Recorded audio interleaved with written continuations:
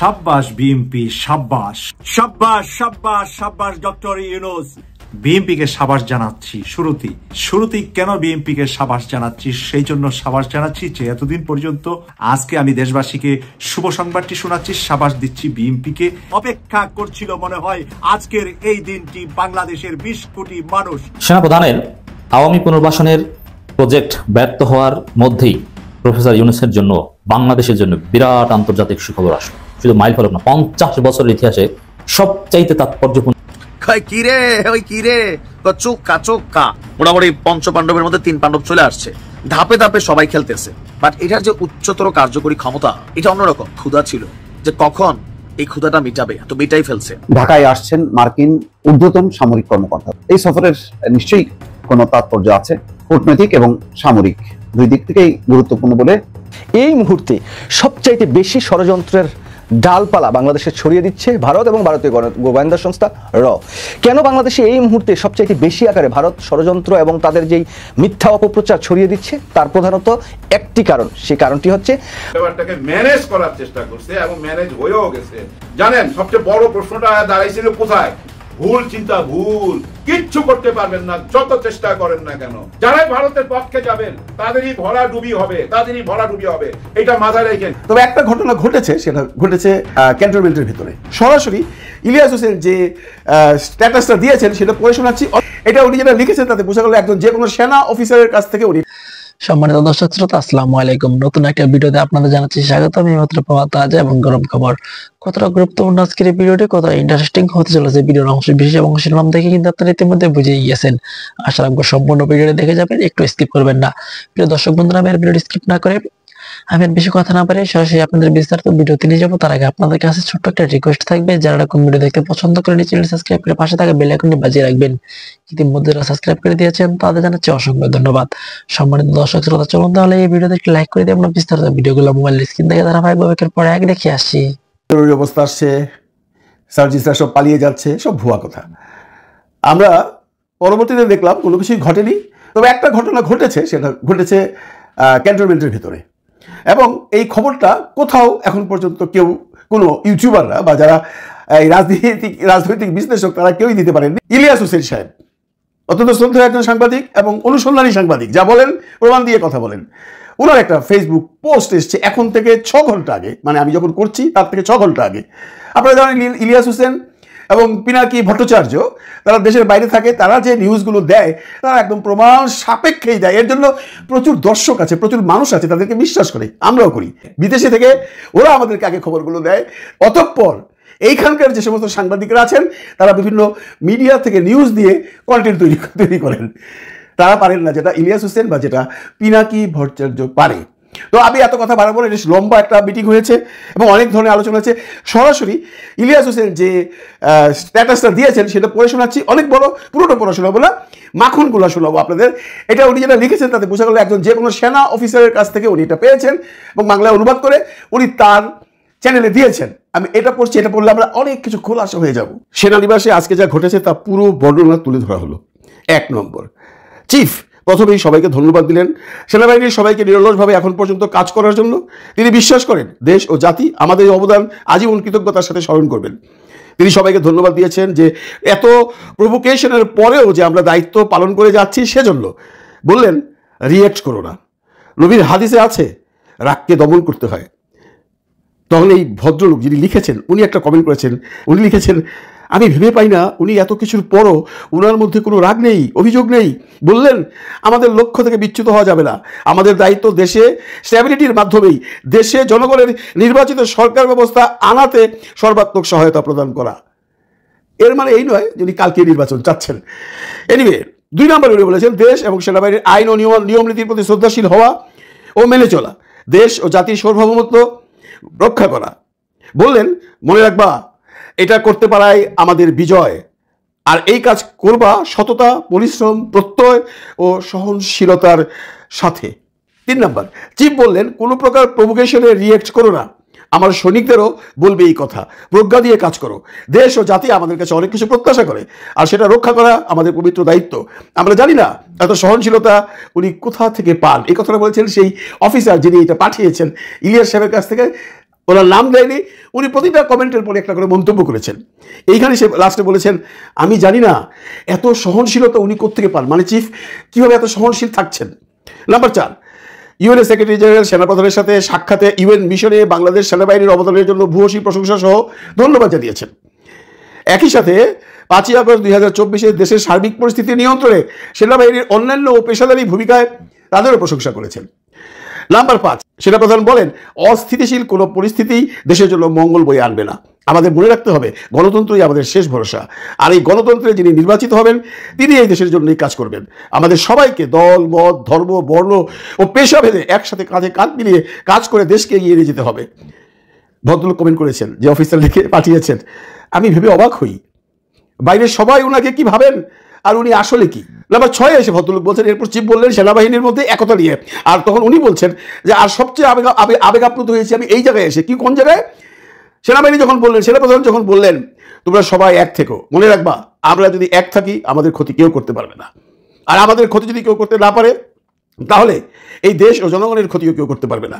আমরা সবাই মিলে এই সময়কে সেনাবাহিনীর ইতিহাসে সবচেয়ে উজ্জ্বল সময় বানাবো।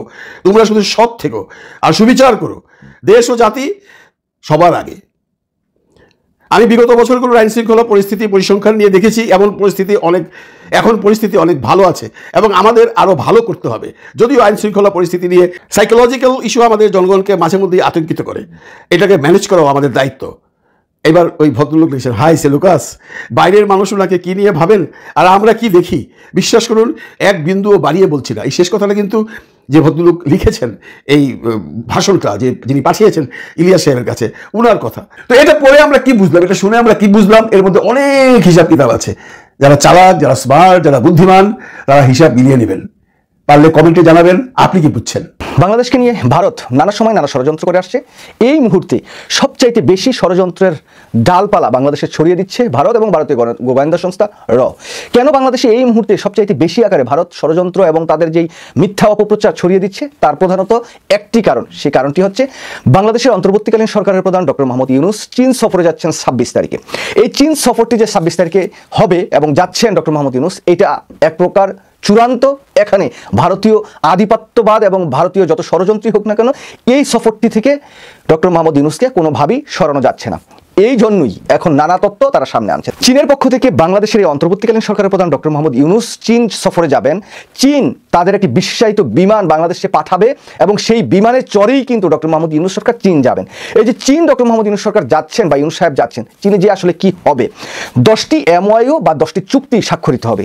যদিও সেটাকে চুক্তি বলছেন না বাংলাদেশ সরকারের পক্ষ থেকে, কিন্তু MOU বলছেন। কি কি চুক্তি স্বাক্ষরিত হবে এই বিষয়টি আমি আপনাদের সামনে তুলে ধরবো। এর আগে বেশ কয়েকটি ভারতীয় ষড়যন্ত্রের বিষয়ে আপনাদের সাথে একটু আলোকপাত করে নিতে চাই।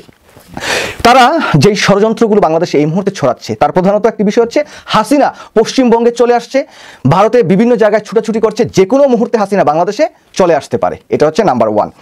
দ্বিতীয়টি হচ্ছে সেনাপ্রধান সামরিক শাসন জারি করতে পারে, যে কোনো সময় সেনাকু হয়ে যাবে এবং ডক্টর মোহাম্মদ ইউনূস সরকারকে ক্ষমতাচ্যুত করে সেনাপ্রধান ওয়াকারুজ্জামান ক্ষমতায় বসে শেখ হাসিনাকে বাংলাদেশে নিয়ে আসবে। সেনাপ্রধান ওয়াকারুজ্জামান এবং চুপ্পু মিলে দুজনে মিলে এই ষড়যন্ত্রটা পাকাচ্ছে। এই ষড়যন্ত্রের মধ্য দিয়ে বাংলাদেশে আওয়ামী লীগকে আবার পুনর্বাসন করবে। এই ষড়যন্ত্র এখন প্রধানত ব্যাপক ডালপালা ছড়াচ্ছে আর কি, এই বিষয়টিতে আছি। তো আমি যেটা বলতে চাই যে এই যত তৎপরতা ভারত এবং ভারতের গোয়েন্দা সংস্থা র করুক না কেন এবং যত মিথ্যা বিভ্রান্তিকর তথ্য তারা প্রচার করুক না কেন, এই সমস্ত বিষয়ে আসলে কান দেওয়ার তত একটা অবকাশ আছে বলে আমি মনে করি না। দেখুন, সেনাপ্রধান ওয়াকারুজ্জামান ছাত্র নেতাদের সাথে যে কথাগুলো বলেছেন, এটা SPR তারা স্বীকার করেছেন। সার্জিস হাসানাত আবদুল্লাহ তারা যেভাবে কথা বলুক না কেন, সে কথাটি হয়েছে। এটা আসলে ভিন্ন একটা প্রেক্ষাপট। সেনাপ্রধান আসলে রাজনৈতিক হস্তক্ষেপ করার মতো এই সমস্ত কথাবার্তা বলতে পারেন কিনা সেটা আলাদা একটা জায়গায় সরিয়ে রাখি। কিন্তু এই যে ডক্টর মোহাম্মদ ইউনূসকে ভয় দেখানো যে তুমি যদি দেশের বাইরে যাও তাহলে তুমি কিন্তু আর দেশে ফিরে আসতে পারবে না, সেনা শাসন জারি হচ্ছে, সেনাবাহিনী রাষ্ট্র ক্ষমতা দখল করে নেবে, এখানে শেখ হাসিনা ঢুকে যাবে, কলকাতা পশ্চিমবঙ্গে এসে টুপ করে বাংলাদেশে এসে ক্ষমতা দখল করে ফেলছে, এটি হচ্ছে আওয়ামী প্রপাগান্ডা। এবং শেখ হাসিনা এবং ভারতীয়দের যে প্রপাগান্ডা মেশিনগুলো আছে র, সেগুলো বাস্তবায়ন করছে কিছু উচ্ছৃঙ্খল আওয়ামী লীগারদের দিয়ে। এগুলোতে একদম কান দিবেন না। ডক্টর মোহাম্মদ ইউনূস চীনে যাবেন, চীন সফরে উল্লেখযোগ্য যেই MOU সাইন হওয়ার কথা সেগুলো হবে এবং চীন বাংলাদেশের সাথে 50 বছরের যে সম্পর্ক সেটাকে আরো সামনের দিকে এগিয়ে নেওয়া যাওয়ার তারা যে প্রচেষ্টা চালাচ্ছেন এবং তারা যে সম্মানটা ডক্টর মোহাম্মদ ইউনূসকে দেখাতে চাচ্ছেন, সেটা ভারতের যিনি রাষ্ট্রের প্রধান আছেন নরেন্দ্র মোদীকে, এরকম কিন্তু তারা সম্মান দিচ্ছে না। সেই জন্য তারা আসলে ভয় পাচ্ছে। এই ভয়ের অনেকগুলো কারণ আছে। এখন সেই জায়গায় আছি। বাংলাদেশের সাথে চীনের কি এমন চুক্তি স্বাক্ষরিত হবে? প্রথম, কলকারখানা স্থাপন। চীনের বড় বড় শিল্প প্রতিষ্ঠানগুলো আছে, সেগুলো বাংলাদেশে এসে তাদের কলকারখানা স্থাপন করতে পারবে, যার মধ্য দিয়ে বাংলাদেশের যে বেকার যুবকরা আছে তারা চাকরি পাবে। অনেক ভালো একটি পদক্ষেপ। চীনের জ্বালানি কোম্পানিগুলো বাংলাদেশে বিনিয়োগ, মানে চীনের যত বড় বড় জ্বালানি কোম্পানিগুলো আছে তারা বাংলাদেশে আসবেন, বাংলাদেশে এসে তারা তাদের বিনিয়োগ বাংলাদেশে করবেন। এটা অত্যন্ত গুরুত্বপূর্ণ একটি বিষয়। চট্টগ্রাম বন্দরের সক্ষমতা বৃদ্ধি। দেখুন, চট্টগ্রাম বন্দরটি এক সময় ভারত অলিখিতভাবে দখল করে নেওয়ার মতো একটি অবস্থা তৈরি হয়েছে। তারা তাদের পণ্য এখানে খালাস করে তাদের বিভিন্ন জায়গায় নিয়ে যেত, বাংলাদেশকে ঠিক সেরকমভাবে কোনো টাকা পয়সা দিত না। এখন চট্টগ্রাম বন্দরটাকে আরও সমৃদ্ধ করা, সক্ষম করার জন্য চীন বা চীনের কোম্পানি সেই জায়গায় অর্থায়ন করবে, তারা সাহায্য সহযোগিতা করবে। এই জায়গায় বাংলাদেশের অনেক বড় মাপের উন্নতি হবে। তারপর হচ্ছে চিকিৎসা সহযোগিতা। বাংলাদেশের জনগণকে ভারত ভিসাই দেয় না যে ভারতে গিয়ে মানুষজন চিকিৎসা করবে। একটা সময় ভারত বাংলাদেশে প্রচুর মানুষ যে চিকিৎসা গ্রহণ করতো। যেহেতু ভারত এখন দিচ্ছে না, আমরা চীনের যে এখন আমরা চিকিৎসা করব, বাংলাদেশের একটি নতুন দ্বার উন্মোচিত হবে এই যে চিকিৎসা সহায়তার। তারপরে রোহিঙ্গা প্রত্যাবর্তন। রোহিঙ্গারা বাংলাদেশে আছে, আপনারা জানেন যে রোহিঙ্গা যে বাংলাদেশে আছে তাদেরকে প্রত্যাবর্তন করতে হলে চীনের মতো একটি পরাশক্তির সাহায্য দরকার। কারণ এই যে বার্মাতে এখন যে অস্থিতিশীলতা চলছে এবং যেই দুটি গ্রুপ, সরকার এবং যেই গ্রুপগুলোর মধ্যে সংঘর্ষ হচ্ছে, এই দুই গ্রুপের সাথে কিন্তু চীনের ভালো সম্পর্ক। যেই ক্ষমতা আসুক, যেভাবে আসুক না কেন, চীন একটি প্রভাব বিস্তার করতে পারে তাদের সাথে। সুতরাং যদি তাদের সাথে আমাদের এই চুক্তিটি সম্পন্ন হয়, চীন যদি আমাদের সহায়তা করে, রোহিঙ্গা যারা বাংলাদেশে আছে তাদেরকে তাদের দেশে ফেরানোর জন্য পর্যাপ্ত আমরা সুবিধা নিতে পারবো, বেনিফিট নিতে পারবো। তারপরে আসে উল্লেখযোগ্য বিষয় হচ্ছে তিস্তা ব্যারেজ, যেটা চীন বাংলাদেশে করতে চাচ্ছে। মানে ভারত তো আমাদেরকে তিস্তার কখনো পানি দেয়, কখনো দেয় না, আর বর্ষা মৌসুমে পানি ছেড়ে বাংলাদেশকে ভাসিয়ে দেয়। যদি এই তিস্তা প্রকল্পটা বাস্তবায়ন করা যায় তাহলে বাংলাদেশের অনেক লাভ হবে এবং আমরা বর্ষা মৌসুমে আমাদের পানি দিয়ে আমাদের বাংলাদেশকে ভাসিয়েও দিতে পারবে না। আর আরেকটি বিষয় হচ্ছে কি, আমরা শুষ্ক মৌসুমে পানি ধরে রেখে আমাদের স্বাভাবিক যে কার্যক্রম সেটা আমরা বজায় রাখতে পারবো। তো সেই বিষয়টি নিয়েও উল্লেখযোগ্য একটি পদক্ষেপ আসবে। তারপরে হচ্ছে সামরিক সহায়তা। চীন ইতিমধ্যে বাংলাদেশকে অনেক সামরিক সহায়তা দিচ্ছেন এবং এই চুক্তির মাধ্যমে যদি এমওইউ সাইন হয় বা চুক্তি সম্পন্ন হয় তাহলে আমরা চীনের কাছ থেকে আরো ভালো সামরিক সহায়তা পাবো। সেই সহায়তাটা ভারত কোনো ক্রমে চাচ্ছে না যে বাংলাদেশে আসুক। সেনাবাহিনী প্রধান জেনারেল ওয়াকারুজ্জামান কি বাংলাদেশে সেনা শাসন চাচ্ছেন, নাকি বাংলাদেশের জনগণ সেনা শাসন চাচ্ছেন, নাকি আওয়ামী লীগের গুজব সেলের সদস্যরা সেনা শাসন চাচ্ছেন? এ নিয়ে এখন দেশি বিদেশি বিভিন্ন জায়গায় মিডিয়ায় বর্ণনা চলছে। বাংলাদেশে সেনা শাসনকে উস্কে দেওয়ার জন্য কয়েকটি অঙ্গে কাজ করা হচ্ছে বিভিন্ন জায়গা থেকে। যেই কর্নারগুলো থেকে কাজ করছে তার মধ্যে অন্যতম একটি কর্নার হচ্ছে ভারত। ভারতের বিভিন্ন গণমাধ্যম বিভিন্নভাবে উস্কে দিচ্ছে বাংলাদেশের জনগণ নাকি সেনা শাসন চাচ্ছে, সেনা শাসনের জন্য নাকি বাংলাদেশে মিছিল হচ্ছে এবং এই মিছিল করে নাকি সেনা শাসন আমরা আনতে চাচ্ছি। বাংলাদেশে যে কোনো কাজ যে কোনো মূল্যে তারা তাদের মাধ্যমে পরিচালনা করতে চায়, তার অন্যতম একটি প্রমাণ হচ্ছে আজকের এই সেনা শাসন বিষয়ে তাদের অতিরঞ্জিত মন্তব্য এবং বক্তব্য। আমার জানা মতে এখন পর্যন্ত বাংলাদেশের সেনাবাহিনী থেকে শুরু করে দেশপ্রেমিক সেনাপ্রধান থেকে শুরু করে কেউ বাংলাদেশের সেনা শাসনের পক্ষে না, সেনা শাসন আসার সুযোগ নেই। আমি সবসময় বলেছিলাম যে 5ই আগস্ট একমাত্র মুখ্যম সময় ছিল যেই সময় বাংলাদেশের মানুষ হাসিনা থেকে মুক্তি পেয়ে যে কোনো ডাল ধরতে তারা প্রস্তুত ছিল, হোক সেটা সেনা শাসন, হোক সেটা ভিন্ন শাসন, হোক সেটা জরুরি অবস্থা, যাই হোক না কেন জনগণ সেটাকে মেনে নিত, কারণ হাসিনার কাছ থেকে মুক্তি পেয়েছে। হাসিনার কাছ থেকে মুক্তি পাওয়ার 8 মাস পরে সেনা শাসন আসার মতো দেশেরও যেমন পরিস্থিতি নেই, জনগণের ভিতরেও সেরকম কোনো আকাঙ্ক্ষা নেই। তাহলে কারা এই বাংলাদেশের সেনা শাসনকে উস্কে দিচ্ছে? আমি গত কয়েকদিন যেটা অবজার্ভ করলাম, বাংলাদেশে বেশ কিছু জায়গায় আওয়ামী লীগের প্রতাত্তা যারা আছেন, যারা আওয়ামী লীগের মধ্যে সুবিধা ভোগ করে বিভিন্নভাবে অর্থ সম্পদ লোপাট করেছেন, নিজেদেরকে বিশাল বিশাল কেস মামলার মালিক হয়েছেন, খুন খারাপির সাথে সম্পৃক্ত ছিল, এই মানুষগুলো ভাবছে যে বাংলাদেশে যদি সেনা শাসন আসে হয়তো ডক্টর মোহাম্মদ ইউনূসের চাইতে ভিন্ন কোনো কিছু চরিত্র এখানে তারা করতে পারবেন, তথা অ্যাটলিস্ট আপনার ঘর ভাঙতে পারলো, আপনি নির্বাচন থেকে দূরে থাকলেন, ক্ষমতায় আসলেন না, 2-3 বছরের পরে আওয়ামী লীগ হয়তো আবার নতুন করে আসার একটা স্বপ্ন বুনতে পারে। এরকম বিভিন্ন সমীকরণ করে তারা সেনা শাসনের পক্ষে, এবং তারা এই সেনা শাসনটা মূলত পজিটিভ সেন্স থেকে পক্ষে নয়। তারা চায় বাংলাদেশে যে কোনো মূল্যে এটা দিয়ে একটা অরাজকতা, যাতে করে এই সেনা শাসনের উপর ভিত্তি করে বাংলাদেশের মানুষ আবার ফুসে ওঠে। এই ফুসে ওঠার পরে আবার সবাই যাতে বলে আগেই ভালো ছিলাম, তথা শেখ হাসিনার শাসনামল, এখন আবার সেনা শাসন, আবার মিছিল মিটিং শুরু, হরতাল অবরোধ শুরু, এই জিনিসগুলো তারা করাতে চাচ্ছে জাতির কাছে প্রমাণের জন্য। কিন্তু বাংলাদেশের সেই সুযোগটা এখন আর মনে হয় বিন্দুমাত্র নেই যে সেনা শাসন আর আসবে। আপনারা জানেন গতকালকে হঠাৎ করে সারা বাংলাদেশে গুজব উঠলো যে সেনাবাহিনীর প্রধান দায়িত্ব নিচ্ছেন ডক্টর মোহাম্মদ ইউনূস পালিয়ে যাচ্ছেন, এবং পালিয়ে গিয়েছেন, অনেকে এভাবেও প্রচার করেছেন। সবচেয়ে অবাক হয়েছি বাংলাদেশের অনেক দেশপ্রেমিক যারা মূলত বাংলাদেশের জন্য লড়াই করেছেন, ফ্যাসিবাদ বিরোধী আন্দোলনে লড়াই করেছেন, সংগ্রাম করেছেন, এরকমও অনেক অনলাইন ইউটিউবার, অ্যাক্টিভিস্ট, তারাও পর্যন্ত আমার কাছে মনে হচ্ছে সেনা শাসনকে উস্কে দিচ্ছেন। যে কোনো মূল্যে সেনা শাসন যদি চলে আসে তাহলে তাদের হয়তো কোনো না কোনো পারপাস সাফ হচ্ছে, বা বাংলাদেশে তারা যে কোনো মূল্যে এই পরিস্থিতিটাকে শান্ত সুষ্ঠু মনে হয় দেখতে চাচ্ছে না। কারণ আমরা দেখলাম অনেকেই ইতিমধ্যে মন্তব্য করেছেন সেনাবাহিনীকে নিয়ে কিন্তু আমি বারবার জনগণকে আশ্বস্ত করতে চাই, বাংলাদেশে সেনা শাসন আসবে না, আসার মতো পরিস্থিতি এখন বাংলাদেশে নেই। এই সেনা শাসনটা 3টি শ্রেণীর গ্রুপে চায়। এক, ভারত বাংলাদেশে অশান্তি সৃষ্টি করার জন্য। তারা যখন দেখেছে ডক্টর মোহাম্মদ ইউনূস সাহেবের মতো একজন বিখ্যাত ব্যক্তি, যিনি নোবেল লরিয়েট, বিশ্ববরণ্য, এবং বিশ্বের কাছে তার যেভাবে অবস্থান রয়েছে, এই অবস্থানকে কোনোভাবে খাটো আর যেহেতু করতে পারছে না, যেহেতু ইউনূস সাহেবের পতন ঘটাতে আর পারছে না, তাহলে মন্দের ভালো হিসেবে সেনা শাসন এই ভারত চায়, এবং চাওয়ার জন্যই তাদের ওইখানের পত্রপত্রিকাগুলো এগুলো নিয়ে লেখালেখি করছে।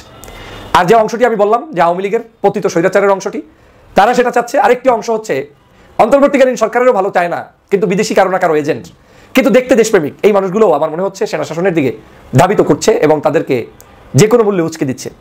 আপনারা জানেন আমার দেশের স্বাধীনতা সার্বভৌমত্বের জন্য সবচাইতে যেই ব্যক্তিটি, যেই গোষ্ঠীটি, যেই সংস্থাটি সবচেয়ে বেশি গুরুত্বপূর্ণ, সেটা হচ্ছে বাংলাদেশ সেনাবাহিনী। যে কোনো বিপদের এন্ডিং সেকশনটাই হচ্ছে ওইখানে। আপনি বাংলাদেশের আজকে যদি কোনো অরাজকতা হয়, যে কোনো উপায়ে আপনাকে সেনাপ্রধানের কাছেই স্যালেন্ডার করতে হবে। আজকে যদি কেউ পালায়ন করে, যে দায়িত্বপ্রাপ্ত ছিলেন প্রধান উপদেষ্টা কিংবা প্রেসিডেন্ট কিংবা প্রধানমন্ত্রী, দেখা যাবে যে তার ওই সময় সেনাবাহিনীকে একটা বড় ধরনের রোল প্লে করতে হয়। যেমনটা শেখ হাসিনা পালিয়ে গিয়েছে, আমাদের এই বাংলাদেশে কিন্তু শেখ হাসিনার পরবর্তীতে মির্জা ফখরুল ইসলাম আলমগীর এসে ডাইরেক্ট কোনো জায়গায় সংবাদ সম্মেলন করে নাই, কিংবা জামাতের আমির ডাক্তার শফিকুর রহমান সাহেব করেন নাই। এই সংবাদ সম্মেলন করা কিংবা বক্তব্য দেওয়া কিংবা রাষ্ট্রের জাতির কাছে কোনো মেসেজ দেওয়া, ওটা সেনাপ্রধানকেই করতে হয়েছে। দ্যাট মিনস সেনাবাহিনী যে কতটা গুরুত্বপূর্ণ এটা আমাদেরকে অনুধাবন করতে হবে। তাহলে আমাদের এই সেনাবাহিনীকে বিতর্ক কেন করা হচ্ছে বারবার? বিতর্ক এজন্যই করা হচ্ছে, জেনারেল ওয়াকারুজ্জামান, আমি যেটা বারবার বলি, তিনি প্রায় 44 দিন ক্ষমতায় থাকা অবস্থায় বাংলাদেশ থেকে শেখ হাসিনাকে পালায়ন করতে হয়েছে। পৃথিবীর সব পাগলেও বুঝে যে আমি যেই অফিসের দায়িত্ব থাকবো, ওই অফিসে আমি দায়িত্ব নেওয়ার পর থেকে যদি ওই অফিস থেকে মালিককে তাড়িয়ে দেওয়া হয়, তাহলে স্বভাবতই মালিক যে তাড়িয়ে দেওয়া হয়েছে এটার দায়ভার ওই অফিসের ম্যানেজারের উপরে পড়ে। বাংলাদেশে শেখ হাসিনাকে তাড়িয়ে দেওয়ার জন্য 44 দিনের মাথায় যেই ব্যক্তিটি ঝুঁকি নিয়েছেন তার নাম জেনারেল ওয়াকারুজ্জামান। জেনারেল ওয়াকারুজ্জামান সাহেব তিনি কিন্তু নির্দ্বিধায় চুপচাপ বসে থাকতে পারতেন। হয়তো অনেক মানুষ খুনাখুনি হতো, আহত হতো, নিহত হতো, এবং একটা পর্যায়ে হয়তো আন্দোলন স্থগিত হতো, কিন্তু এটা আবার হয়তো জ্বলে উঠতো 2 বছর, 1 বছর, 3 বছর পরও লাগতে পারতো। কিন্তু জেনারেল ওয়াকারুজ্জামান সাহেবের কারণেই আমরা কিন্তু সেদিন মুক্তি পেয়েছিলাম। এবং 5 তারিখ থেকে আজ অদ্যাবধি পর্যন্ত আমি কিন্তু একই সুরে কথা বলছি যে এই দেশের ক্লান্তি থেকে মুক্তির জন্য যারা যারা ভাইটাল ভূমিকা পালন করেছে, তার মধ্যে নাম্বার 1 স্টুডেন্ট, পলিটিক্যাল পার্টিস, দেন আপনার সিপাহী, এই যারা আর্মির বিভিন্ন ধরনের সৈনিকরা রয়েছেন, এরপরে বিভিন্ন শ্রেণী পেশার মানুষরা আমাদের এখানে সম্পৃক্ত হয়েছে, আলেম ওলামা, নায়ক নায়িকা, গায়ক, শিল্পী, সাহিত্যিক, কবি, সাংবাদিক, সবাই আমরা এই কাজে অংশগ্রহণ করেছি। অতএব এই বিজয় আমাদের সকল দেশবাসীর। তাহলে আমরা কেন এত অস্থিরতা প্রকাশ করছি যে আমাদেরকে সেনা শাসনের দিকেই যেতে হবে? আমি যদি সেনা শাসন নাই চাই, তাহলে সেনাবাহিনী নিয়ে আমার এত কুৎসা রটানোর সকাল সন্ধ্যা দরকারটা কি? সেনাবাহিনী আমার এখন এই মুহূর্তে বাংলাদেশের প্রত্যেকটা সেকেন্ড আমার নিরাপত্তা থাকতে হলে সেনাবাহিনীকে সচেষ্ট থাকতে হবে, বিকল্প নাই। আমাদের পুলিশ ব্যবস্থা ভেঙে পড়েছিল, সেটা আস্তে আস্তে ঠিক হচ্ছে। এই সব কিছু বিবেচনায় আমার কাছে মনে হচ্ছে বাংলাদেশের সেনাবাহিনী। জাতীয় নাগরিক পার্টি এনসিপির নেতা, সর্বোচ্চ পর্যায়ের নেতা জনাব হান্নান মাসুদের উপরে গতকাল হামলা হয়েছে। পত্রপত্রিকার খবরে আমরা দেখছি যে 2 দফা তার একবার একটা কর্মসূচির ওপর, একটা মিছিলের ওপরে হামলা হয়, পরে অবস্থান কর্মসূচি করেন তিনি, সেখানেও আবার হামলা হয়, এবং আমরা ছবিতে দেখেছি জনাব হান্নান মাসুদ নিজে আহত হয়েছেন। তাদের ভাষ্য মতে বিএনপি নামধারী লোকজন এই কাজ করেছে, তারা মিছিল নিয়ে এসেছিল এবং সেখান থেকে এই হামলার ঘটনা ঘটেছে। মানে হান্নান মাসুদের ওপরে হামলাকে আমরা কিভাবে দেখব? এবং এই প্রসঙ্গে আমরা একটা আলাপ একটু করতে চাই। বিএনপির নিচুর দিকে র্যাঙ্কস অ্যান্ড ফাইলস যাদেরকে বলি আমরা, তারা সাধারণ নেতাকর্মীরা যারা আছেন, তারা বিদ্যমান পরিবর্তিত বাংলাদেশকে চিনতে পারছেন কিনা, জানতে পারছেন কিনা। ইভেন বিএনপির সর্বোচ্চ নেতৃত্ব যেভাবে বাংলাদেশকে দেখেন, তাদের রাজনীতিকে দেখেন, তাদের রাজনৈতিক কর্মসূচিকে দেখেন, সেই বার্তা তারা ধরতে পারছেন কিনা, এই প্রশ্ন আসলে খুব সিরিয়াসলি সামনে আসতে হবে। আমি জানি না, আমি নিশ্চিত নই, এবং কোনো কোনো জায়গায় দেখেছি যে বিএনপি থেকে বহিষ্কৃত হয়েছিলেন এরকম লোকজন এখানে হামলা করেছেন, সেটা হতে পারে। অথবা বিএনপিতে এখনও আছেন এমন লোক যদি হয়ে থাকে, আবারও বলছি আমি নিশ্চিত নই, এগুলো সবই তদন্ত সাপেক্ষ, কিন্তু অ্যাপারেন্টলি মনে হয় বিএনপিতে সাবেক থাকা বা বিএনপিতে থাকা মানুষজন হওয়ার সম্ভাবনাই বেশি। কারণ জনাব হান্নান মাসুদ এলাকায় যাচ্ছেন, তিনি নির্বাচন করবেন, এবং আমি এনসিপির এই একজন মানুষকে দেখছি সম্ভবত এলাকাতে তিনি বেশ ভালো জনসংযোগ করতে পারছেন। আমাদের যে টিপিক্যাল নির্বাচনী রাজনীতি, আমি হান্নান মাসুদকে দেখছি সেটা তিনি সম্ভবত খুব ভালোভাবে বুঝতে পারছেন, এবং তিনি দারুণভাবে মানুষের সাথে কানেক্ট করার চেষ্টা করছেন, এবং অনেক ক্ষেত্রে সফল হচ্ছেন। আমরা দূর থেকে অন্তত যতটুকু দেখছি তাতে মনে হচ্ছে, হতেই পারেন বা নাও পারেন। আর যদি হনও, এটা একটা অসাধারণ ব্যাপার হবে। একটা দূর দ্বীপের একজন মানুষ, তিনি ঢাকা শহরে পড়তে এসছেন, একটা আন্দোলনে দুর্দান্ত রোল প্লে করেছেন, এবং যে কথাটা কিনে অনেকে তুচ্ছ তাচ্ছিল্য করছেন, হান্নানকে অনেকে তাচ্ছিল্য করেন, বিদ্রুপ করেন আমাদের কিছু কিছু সো-কল্ড ভদ্রলোক। কারণ হান্নান ঠিক ভদ্রলোকী ভাষায় কথা বলেন না। হান্নানের মুখ থেকে যে ভাষা বেরোয় তার মধ্যে আমাদের সেই শিকড়, যে শিকড়ের বহিঃপ্রকাশ আছে, এটা নিয়ে তুচ্ছতা ছিল। এমনকি তিনি হামলা শিকার হওয়ার পরও কেউ কেউ বিদ্রুপ করছেন হান্নানকে। কিন্তু হান্নান এই জায়গাটা যদি করে নিতে পারেন, এটা একটা অসাধারণ ব্যাপার হবে। একজন তরুণ যিনি তার নিজ যোগ্যতায়, নিজ লড়াই, নিজ জনসংযোগ, নিজ রাজনীতি দিয়ে মানুষের সাথে কানেক্ট করে নির্বাচিত যদি হয়ে যান বা একটা ভালো গ্রাউন্ড তৈরি করেন, এ এক অসাধারণ ব্যাপার। আমি প্রায় একটা কথা বলি, বাংলাদেশে এখনকার রাজনীতি ইভেন টপ জায়গায়ও না, পরিবারতন্ত্র এখন নিচেও চলে গেছে। এমপি দূরেই থাকুক, উপজেলা চেয়ারম্যান, ইউনিয়ন পরিষদের চেয়ারম্যানেও কেউ নিজে নিজে হতে পারবে, এই পরিস্থিতি আসলে নাই এখন আর সেই জায়গায় হান্নান মাসুদ এবং তিনি যদি একটা নতুন রাজনৈতিক দল থেকে এই জায়গা তৈরি করতে পারেন, এটা অবিশ্বাস্য একটা ক্যাপাবিলিটির প্রমাণ। হান্নান মাসুদের এই সাফল্য কন্টিনিউ করুক, এরকম তার দলের আরও অনেকে এরকম সফল হোক, আমরা এটা মন প্রাণে চাই।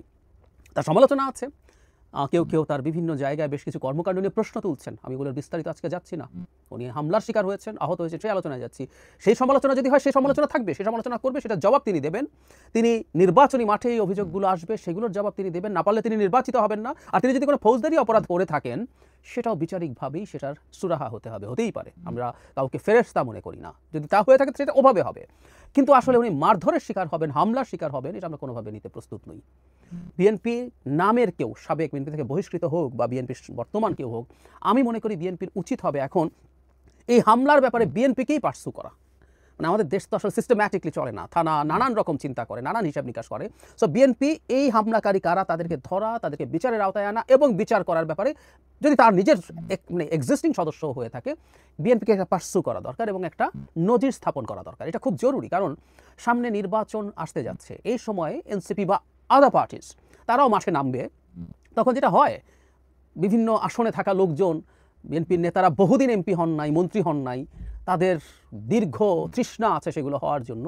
সুতরাং বিএনপি সারা দেশে যদি প্রায় সব সিটও পেয়ে যায়, তার নিজের সিটে আমি হেরে যাব, এটা হয়তো মেনে নেবেন না। সো সর্বোচ্চ নেতৃত্ব যাই ভাবুন না কেন, নিজ এলাকায় তারা একটা নেক্সাস তৈরির চেষ্টা করতে পারেন পুলিশ প্রশাসন সবাইকে নিয়ে, যে তিনি এখানে আর কাউকে দাঁড়াতে দেবেন না। বিশেষ করে কেউ যদি সেরকম ট্র্যাকশন পেতে পারেন, তাকে আমরা দাঁড়াতে দেবো না, তাকে আমরা হামলা করে আঘাত করে দূরে রাখার চেষ্টা করব। এইরকম পরিস্থিতির সামনে আরও সম্ভাবনা বাড়তে পারে দলের সিদ্ধান্তের বাইরে। আমি কোনোভাবেই মনে করি না বিএনপির কেন্দ্রীয় নেতৃত্ব এবং সর্বোচ্চ নেতৃত্ব এই ধরনের কোনো কিছু করার ব্যাপারে তাদের সিদ্ধান্ত আছে, কিন্তু ওই যে বললাম স্থানীয় পর্যায়ে হতে পারে। সুতরাং সেটা যদি হয়ে থাকে, এখনই এই একটা কেসকে বিএনপির উচিত একদম এক্সাম্পল হিসাবে সবার সামনে আনা। whoever the person is, হামলা যেই করেছে, বিএনপির জায়গা থেকে তার স্থানীয় নেতাকর্মী বা বিএনপির কেন্দ্র থেকে এই হামলাটার ব্যাপারে মনিটর করা এবং জনাব হান্নান মাসুদের উপরে হামলার যাতে একটা ন্যায্য বিচার এবং ভিজিবল অ্যাকশনস, পুলিশি অ্যাকশনস হয়, অভিযুক্তরা গ্রেফতার হয়, বিচারের আওতায় আসে, মামলা হয়, এই জিনিসগুলো যাতে স্পষ্টভাবে দেখা যায়। বিএনপিকে এই মেসেজটাও দিতে পারতে হবে। আর আমি একটা জিনিস মনে করি, আমি আগেও বলেছি, বিএনপি 5 আগস্ট পরবর্তী বাংলাদেশে জনগণের প্রত্যাশা যে জায়গায় গেছে, আমরা অনেক কিছু সংস্কার করে ফেলবো, এটা ভাবি না। আমি সত্যিকার অর্থে আমি এটা বিশ্বাস করি, এটা নিয়ে আমি কথাও বলেছি। কিন্তু এই বাংলাদেশে আগের মতো মারো পেটাও রাজনীতি চলবে, এই বাংলাদেশে রেড সিকিং চলবে, এই বাংলাদেশে যাতা করা যাবে আগের মতো করে, এই বার্তাটা বিএনপির এই পর্যায়ের কাছে পৌঁছতে হবে, বিএনপিকে এটা পৌঁছাতে হবে। এবং বিএনপির আন্তরিকতাও আছে, যারা এইসব জিনিস ভাঙছেন তাদের বিরুদ্ধে বিএনপি অ্যাকশন নিচ্ছেন, কিন্তু এটা টাফ হতে হবে। এটা মোটিভেট করে হোক, কোনো অ্যাকশনসের মাধ্যমে হোক, এক্সাম্পল তৈরি করতে হবে। কারণ না হয় সত্যিকার অর্থে বিএনপির রাজনীতি বাংলাদেশে খুব বড় প্রশ্নের মুখে পড়বে। এটা নতুন বাংলাদেশ, এটা বিএনপিকে বুঝতে হবে।